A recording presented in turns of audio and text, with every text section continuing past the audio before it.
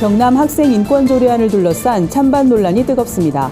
차별 금지 조항이 포함돼 기독교계도 촉각을 세우고 있습니다. 주요 쟁점을 짚어봤습니다. 검찰이 양심적 병역 거부자에 대한 판단 지침을 공개했습니다. 양심적 병역 거부 판단 기준을 둘러싼 논란을 살펴봅니다.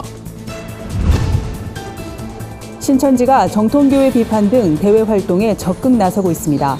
포교 전략 변화에 따른 한국교회의 지혜로운 대처가 필요하다는 목소리가 높습니다. 3.1운동 100주년을 맞아 한국교회의 역할을 논의하는 자리가 마련됐습니다. 가방사업가로 변신해 특별한 나눔의 삶을 실천하고 있는 탤런트 정주은 씨를 만났습니다.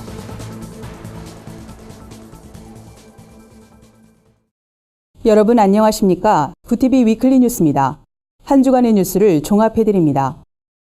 경남 학생 인권 조례안을 둘러싼 논란이 장기화되고 있습니다. 경남 도내는 물론 전국적으로 찬반 논쟁이 확산하면서 첨예한 대립을 보이고 있는데요. 기독교계에서도 우려의 목소리가 높습니다. 주요 쟁점을 여선아 기자가 보도합니다. 학생 인권 조례란 학교에서 학생의 인권을 보호해주고 존중될 수 있도록 지방자치단체법인 조례로 정해놓은 것을 말합니다. 학생의 인권을 보호하기 위한 조례가 왜 문제가 되는 걸까? 먼저 조례안을 반대하는 측에선 교권이 침해받는다고 주장합니다. 경남 학생 인권 조례안 제6조엔 학생은 신체적 자유를 가지며 체벌은 허용되지 아니한다란 조항에 의거해 체벌뿐만 아니라 반성문도 강요할 수 없게 된다는 겁니다. 또 10조 2항에 소지품 검사를 해선 안 된다는 조항은 학생들이 자유롭게 담배나 술, 화장품을 소지하고 다닐 수 있는 방패가 돼준다고 말합니다. 교육 포기 조례안으로 보고 있고요. 이제 더 이상 학교에서 이제 선생님이라는 단어를 못 쓰게 한다잖아요. 선생님 이름을 부르게 한다 그러거든요. 누구누구 씨 이렇게. 선생님과 학생이 평등한 조건에서 수업을 받게 하겠다. 또 경남 학생 인권조례안 16조 1항과 2항, 25조 6항, 30조 1항의 성과 관련된 조항은 성적 타락과 성범죄를 조장하게 만든다고 말합니다. 양성평등이 기본이 아니라 성평등을 기본으로 하고 있습니다. 가장 우려를 표하는 게 남자라고 생각하는 여자아이와 여자라고 생각하는 남자아이가 같은 탈의실을 써야 하고 같은 화장실을 써야 한다면 이건 심각한 사태가 벌어질 수가 있죠. 기독교계에선 경남 학생 인권조례안은 하나님의 질서를 거스르는 행위라며 강하게 반대하고 있습니다. 그러나 경남의 일부 교회에선 조례안에 동성애를 조장하는 내용이 없다며 동성애를 비롯한 성소수자의 성적 지향을 인정한다고 밝혔습니다. 반면 찬성 측은 교권 문제에 대해선 평등해야 한다고 주장합니다. 그 교권이 굳이 그 단어가 바뀐다고 해서 그 선생님에 대한 교권이 무너진다고 생각하지 않거든요. 나는 선생님, 너는 학생, 나는 내 교권을 가지고 있으니까 넌 나한테 복종해야 돼. 이건 아니잖아요. 그 단어를 호칭을 바꾼다고 해서 우리가 그 사람에 대한 뭐 인격적인 거나 그분의 뭐 인성이나 뭐 그분의 존경심이나 그런 게 없어지는 게 아니잖아요. 또 성에 대해선 자유롭게 선택할 수 있게 해줘야 성범죄가 줄어든다고 말했습니다. 여자아이들이나 남자아이들이나 자기가 성관계할 수 있는 그 권리를 가지고 더 편안하게 하는 게 오히려 더 성폭력 예방이 되지 않을까 싶어요. 좋아하는 아이들끼리 성교육이 잘 되어서 그런 걸 한다면 오히려 성폭력 예방에 도움이 되지 않을까. 이제는 그것을 오픈해야 될 때가 아닌가 그렇게 생각합니다. 찬반 논란이 가중되는 가운데 경남도 교육청은 이달에 제출하려던 조례안을 3월 이후로 도의회에 넘기겠다고 밝혔습니다. 구티비 뉴스 여선아입니다. 대검찰청은 지난달 양심적 병역 거부를 판단하기 위한 10가지 지침을 전국의 검찰청에 내려보냈습니다. 구체적인 항목을 보면 병역 거부자의 성장 과정과 신앙기간, 종교 교리 등이 포함되어 있는데요. 총을 쏘며 사람을 살해하는 1인칭 슈팅 게임에 가입되어 있는지 여부도 확인하겠다는 항목이 있어 눈길을 끕니다. 양심적 병역 거부의 진정성, 여러분은 어떻게 보십니까? 오현근 기자의 보도입니다. 지난해 11월 대법원 전원합의체가 종교적 신념에 따라 군대 입영을 거부하는 건 정당한 병역 거부 사유에 해당한다며 형사처벌을 할 수 없다는 결론을 내렸습니다. 이를 두고 지금까지도 찬반 논란이 계속되는 가운데 최근 대검찰청이 종교적 병역 거부 판단 지침을 전국 각 검찰청에 하달한 것으로 알려졌습니다. 대법원은 판결 당시 무분별한 병역 거부가 이루어지지 않도록 판단 기준을 제시했습니다. 기준은 신념이 깊고 확고하며 진실해야 한다는 겁니다. 때문에 검찰은 10개 항목의 지침을 세워 병역 거부자가 특정 종교 신도가 맞는지, 평소 종교 활동을 열심히 수행했는지 등을 확인하겠다는 방침입니다. 10가지 항목엔 병역 거부자의 가정 환경과 성장 과정, 신앙기간, 종교의 교리에 대한 내용 등이 포함되어 있습니다. 항목 가운데 눈길을 끄는 부분이 있습니다. 병역 거부자가 총을 쏘며 사람을 살해하는 1인칭 슈팅 게임에 가입돼 있는지를 확인하겠다는 점입니다. 검찰은 병역 거부자가 집총 거부란 종교적 신념에 따라 군대 입영을 거부하는 만큼 해당 게임을 한 경험이 증명되면 간접적으로 병역 거부자 주장의 신빙성에 의문을 제기할 수 있다고 보고 있습니다. 검찰 관계자는 대법원 판결에 따라 양심적 병역 거부자 주장에 문제 제기할 근거를 제시할 필요가 있다며 집총 거부의 교리와 맞지 않는 해당 게임 경험 여부를 확인하고 있다고 설명했습니다. 반면 논란의 소지도 있습니다. 집총 거부를 단순하게 볼 수도 있는데요. 이게 사실 종교 교리 때문에 거부를 하시는 분들만 있는 건 아니고요. 게임 자체가 타인에게 영향을 주지 않는 개인의 어떤 사생활의 영역이고 취미 활동인데 그것을 일괄적으로 기준으로 삼겠다는 건 적절하지 않다고 생각하고 있습니다. 전문가들 사이에서도 의견이 분분한 만큼 검찰의 판단 지침 논란에 따른 진통은 계속될 것으로 보입니다. 구티비 뉴스 오현근입니다. 한국교회 주요 교단이 이단으로 규정한 신천지가 최근 들어 대외 홍보에 적극적인 모습을 보이고 있습니다. 신자들의 이탈을 막기 위해 결집력을 강화하려는 전략이란 주장도 나오는데요. 자세한 내용 홍희연 앵커가 취재했습니다. 대학 동아리 활동이나 위장 설문조사, 정통교회 잠입 등 비교적 어두운 전략으로 포교 활동을 했던 신천지가 최근 들어 그 모습을 외부에 드러내고 있습니다. 정통 교계 단체를 대대적으로 비판하는가 하면 이만희 교주를 총회장으로 불러달란 1인 피켓 시위를 벌이기도 합니다.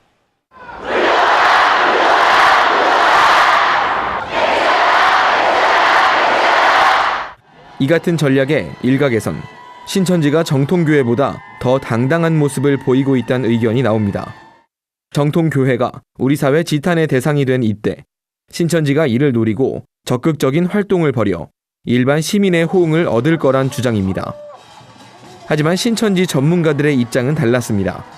신천지는 아직도 잠입 포교 방식을 고수하고 있고 외부의 모습을 드러내는 것은 말 그대로 꼼수에 불과하다고 말했습니다. 우리는 일반 교회와 차별화된 또 다른 하나의 기독교라는 것을, 그리고 당당하다는 것을 그들에게 어필하기 위해서 표면적으로 드러내면서 우리 교회에 대한 아주 공세를 강화하는 것. 신천지의 올해 표어는 7째 나팔 흰물이 창조 승리의 해입니다. 지난해 표어와 비교했을 때 흰물이 창조란 단어만 추가된 채 사실상 같은 의미를 지니고 있습니다. 전문가들은 이 점에도 주목하고 있습니다. 벌써 수년째 비슷한 표어를 내걸며 신도들을 결집시키지 못하는 건 신도의 세력도 예전만 못하단 걸 보여주는 꼴이라고 지적했습니다. 한국기독교이단상담소협회에 따르면 실제로 신천지 신도의 누수 현상이 시작된 걸로 파악됩니다.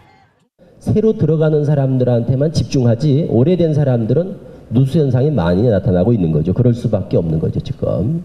옛날같이 그렇게 그런 신천지의 어떤 막 결집이라든가 그리고 활동이나 이런 것들을 예전처럼 기대하기는 어려운 상황이다, 이렇게 보아지고.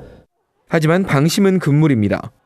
신천지가 국내 정통 기독교 교단 중 하나란 인식을 심기 위해 애를 쓰는 만큼 정통 교회들도 이에 맞춰 신천지의 이단성을 적극 알려야 한다고 전문가들은 조언합니다. 뿐만 아니라 신천지를 벗어난 신도들이 다시 정통교회에 적응하도록 돕는 일도 고민해야 한다고 입을 모았습니다. 구티비 뉴스 홍우연입니다. 3.1운동 100주년을 맞아 한국교회의 움직임이 활발해지고 있습니다. 무엇보다 100년 전 한국교회의 역할을 기억하며 평화통일에 앞장서는 모습을 보여야 한다는 목소리가 나오는데요. 평화와 통일을 위한 연대가 마련한 포럼 내용을 전해드립니다. 오현근 기자입니다. 평화와 통일을 위한 연대, 이른바 평통연대가 신년 특별 포럼을 개최했습니다. 올해는 3.1운동 100주년을 맞는 해인 만큼 기독교가 독립운동에 기여한 점을 돌아보고 지금의 한국교회가 본받아야 할 점은 무엇인지 모색하기 위해서입니다. 3.1운동 100주년, 한국교회는 무엇을 할 것인가란 주제로 진행된 포럼엔 전 국사편찬위원장인 이만열 교수와 민간 차원에서 가장 활발한 대북 사업을 진행하고 있는 이영훈 목사 등 교계 인사들이 참여했습니다. 역사학자의 관점에서 3.1운동의 의미를 조명한 이만열 교수는 독립운동이 일어났던 당시엔 기독교인이 국민 전체의 1.5%에 불과했지만 참여는 20% 이상이었다며, 하지만 오늘날의 한국교회는 그런 정신을 계승하려는 노력도 사회에 대한 영향력도 없다고 꼬집었습니다. 참여한 16명의 기독교 대표들, 이분들의 정기를 한번 내야 되겠다. 대표를 낸 교회들이 지금 있으니까 교회들의 협조를 구해보면은 한 교회를 제외하고는 만나자는 소리조차도 하지 않았습니다. 이게 한국교회 현실입니다. 이 교수의 기조 강연에 이어 패널들의 토의도 진행됐습니다. 한국교회의 현실이란 큰 틀 안에서 갈등과 연합, 통일 등의 내용이 폭넓게 논의됐습니다. 한국교회가 100년 전에 3.1운동이 났을 때 하나가 되어서 나라를 위해서 그들이 대한독립 만세를 외쳤던 것처럼 하나됨의 역사를 이뤄야 진정한 평화 통일의 길을 갈 수 있다고 생각합니다. 3.1운동 당시 기독교는 재정적 어려움과 이념 차이 등의 한계를 드러내기도 했지만 타종교와의 연대, 비폭력은 이 모든 한계를 이겨낼 수 있었던 힘으로 평가됩니다. 일각에선 한국교회의 침체는 100년 전의 숭고한 정신을 망각했기 때문이란 해석도 나오고 있습니다. 새로운 100년을 맞이한 한국교회가 영적 운동을 통한 대사회적 변혁의 역할을 감당해야 한다는 목소리가 높아지고 있습니다.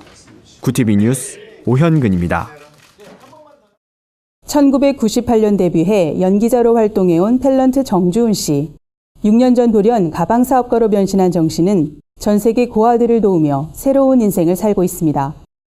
우연찮게 시작한 사업이 특별한 소명이 된 사연, 여선아 기자가 소개합니다. 1998년 SBS 8기 공채 탤런트로 데뷔한 탤런트 정주훈 씨. 아이를 갖기 위해 연기 활동을 중단하고 휴식을 갖던 중 우연한 기회로 가방 사업을 시작하게 됐습니다. 마침 사고 싶었던 가방이 있어요. 너무 비싼 거예요. 그냥 가죽은 어떻게 사지?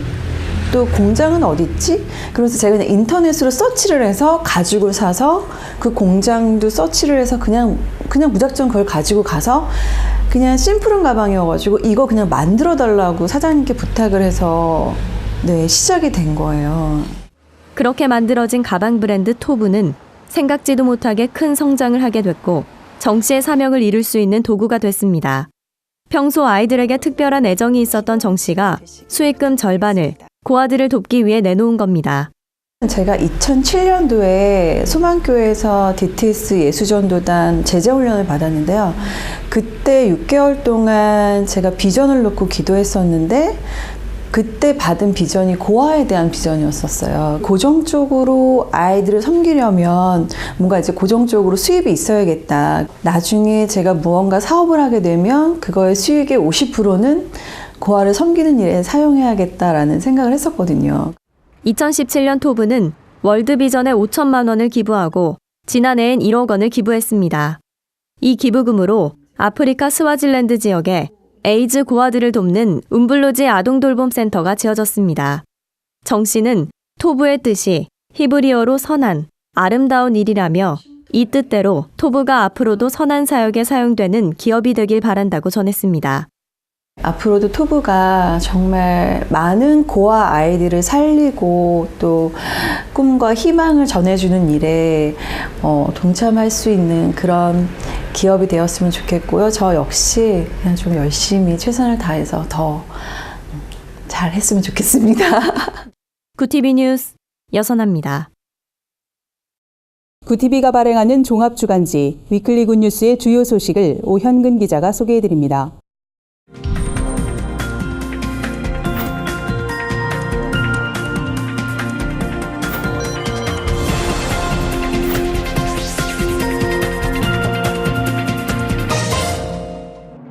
이번 주 주요 뉴스 브리핑입니다. 김정은 북한 국무위원장의 방중에 이어 북미 정상회담이 가시화되고 있습니다. 하지만 양국이 대북 제재 완화에 대한 입장에 첨예한 대립각을 세우고 있어 향후 조율이 어떻게 이뤄질지 주목되고 있습니다. 미국 라스베가스에서 개막된 세계 최대 IT 전시회 CES에선 초연결 사회를 지향하는 첨단 기술이 대거 공개됐습니다. 보다 진보된 디지털 기술로 편리한 생활을 기대하는 한편 부작용을 우려하는 목소리도 나오고 있습니다. 신천지가 최근 포교 전략을 바꿨다는 주장이 제기됐습니다. 정통 기독교인을 대상으로 이뤄지던 포교가 일반인으로 옮겨진 변화가 포착된 건데요. 전문가들은 신천지의 결속력이 예전 같지 않다는 증거들이 속속 나타나고 있다고 입을 모으고 있습니다. 우리 주변의 선한 이웃을 만나보는 이번 주 굿뉴스. 8년째 베이비박스를 후원하고 있는 서울 동작경찰서 임정일 경감 부부의 뜻깊은 나눔을 소개합니다. 김정은 북한 국무위원장의 중국 방문 이후 북미는 제2차 정상회담에 대한 긍정적인 메시지를 내놓고 있습니다.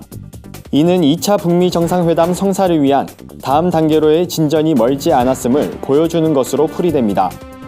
일각의 예상대로 2월 중 정상회담이 열리려면 양국의 의제 협상에서 확실한 진전이 이루어져야 하는데 미국이 주장하는 핵무기 및 핵물질의 폐기 논의와 핵신고에 대해선 현재로선 북한이 응하지 않을 것이란 관측이 우세합니다. 대북 제재를 기반한 완전한 비핵화의 한계점을 미국도 어느 정도 인식하고 있는 상황에서 김 위원장의 방중 외교에 대한 미국의 결정과 선택이 주목되고 있습니다. 전 세계 155개국 4,500개사가 참여한 세계 최대 가전 전시회인 CES가 초연결 사회를 지향하며 첨단 기술들을 선보였습니다. 디지털 기술로 사람과 사물, 온라인과 오프라인이 긴밀하게 연결된 사회를 의미하는 초연결 사회는 미래 먹거리를 보장하는 기대를 갖게 했다는 평가입니다. 하지만 일각에선 부작용을 우려하는 목소리도 있습니다. 프라이버시와 개인정보, 저작권 같은 민감한 사항도 충분히 보완돼야 한다는 지적입니다. 이번 전시회에서 각국의 대표 기업들이 공개한 TV와 로봇, 자율주행 기술은 참가자들의 감탄을 자아냈습니다. 우리 주변의 선한 이웃과 가슴 따뜻한 현장을 소개하는 이번 주 굿뉴스입니다. 오늘의 주인공은 8년째 베이비박스를 후원하고 있는 임정일 경감 부부입니다. 서울 관악구 주사랑 공동체교회 담벼락에 구멍을 뚫어 만든 베이비박스는 버려지는 아이들을 살리기 위해 만들어진 공간인데요. 임정일 경감 부부는 어린이날과 명절, 연말이 되면 생활필수품과 후원금을 들고 이곳을 찾고 있습니다. 물질적으로 풍요로워진 시대지만 이웃을 돕는 건 점점 어려워지고 있는 요즘인데요. 임 경감은 후원도 필요하지만 아기들을 돌볼 일손이 턱없이 부족하다며 사람들이 더 많이 관심을 갖고 참여했으면 좋겠다고 전했습니다. 오는 4월부턴 모든 군인 장병들이 일과 후 휴대전화를 사용할 수 있게 됩니다. 국방부 당국자는 3개월 정도 시범 운영 후 전면 시행 여부를 확정할 것이라고 밝혔습니다. 이를 두고 군인권센터는 병사 인권 개선에 개가를 올린 것이라고 말했는데요. 앞으로 군장병들의 병역 문화에 상당한 변화가 예상됩니다. 지금까지 위클리 뉴스 브리핑이었습니다. 예장통합 서울 동남노회 문제를 몰고 온 명성교회 세습 사태가 장기전 양상을 보이고 있습니다. 기독출판사 추천 올해의 도서들을 소개합니다. 한 주간 분야별 주요 뉴스를 한혜인 기자와 여선아 기자가 전해드립니다.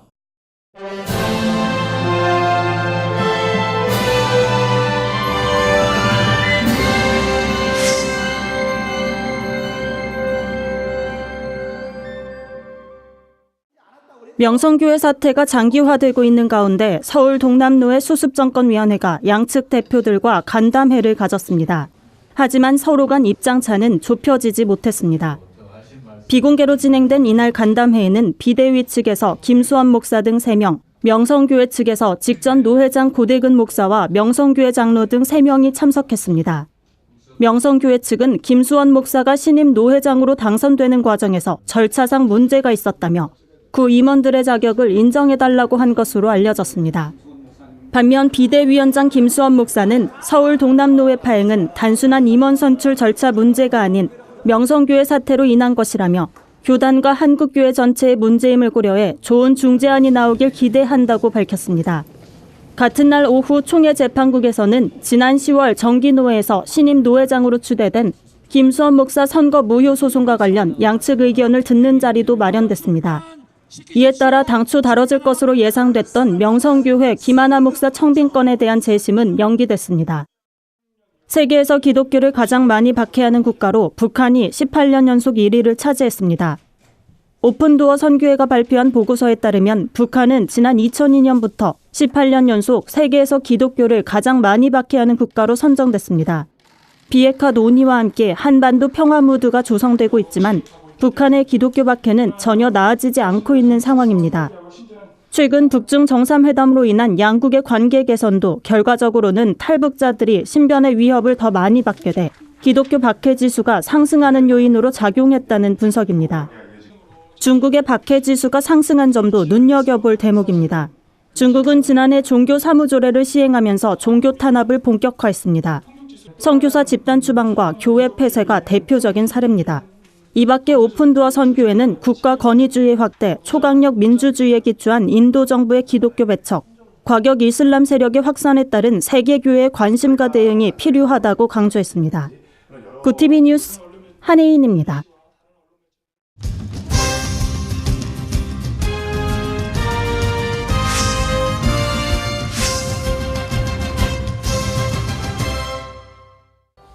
새해 들어 독서 계획 세우신 분들 많을 텐데요. 기독출판사 에디터가 추천한 올해 꼭 읽어야 할 책을 소개해드립니다. 먼저 초대교회사 다시 읽기는 초대교회의 역사를 통해 기독교가 확산된 이유를 집중 조명합니다. 무너져버린 한국교회의 본질적인 문제를 고민하게 합니다.